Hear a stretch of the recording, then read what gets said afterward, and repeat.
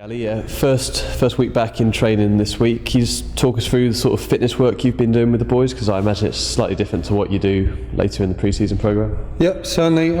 This week is very much a preparation week leading into the rest of the pre-season. So we've been doing a lot of fitness and medical-based screening, profiling exactly where the players are currently at. And from this point, as on Friday onwards, they'll all be set their individualised programmes going forward for the rest of the pre-season period. And have you been in contact with the boys over the summer? Have they been given plans to sort of keep themselves trim? Yeah, they had 7 weeks off. They took a programme away with them.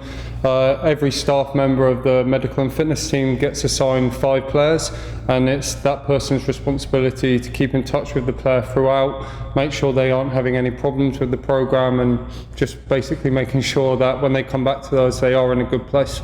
And have they generally stuck to their programmes as they should? Yeah, credit to them. They all look in a very good place for the first week of pre-season. Their application this week's been excellent so far.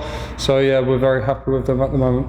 And just after we've done the initial assessments like you were referring to, what's the next step fitness-wise for the boys?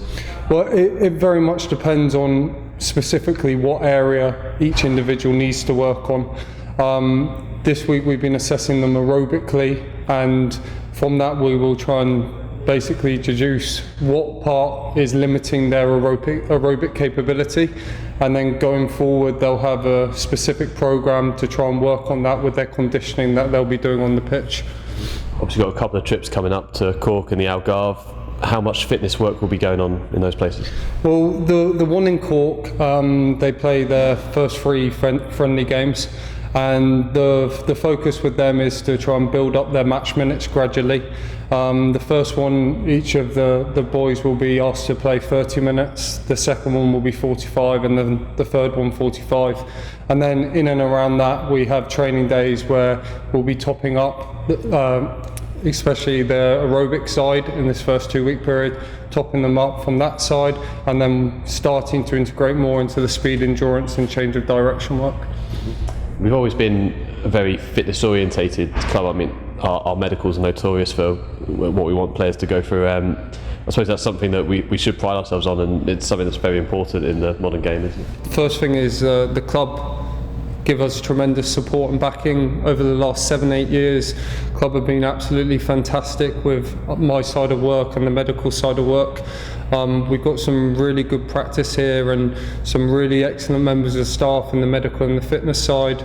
The medical team in particular, they've put together a really comprehensive screening process for this first week of pre-season, which we will really utilise and repeat with the players throughout the season. So it's definitely something we're proud of. It's something we look to excel at, and we're very fortunate to have some excellent staff here.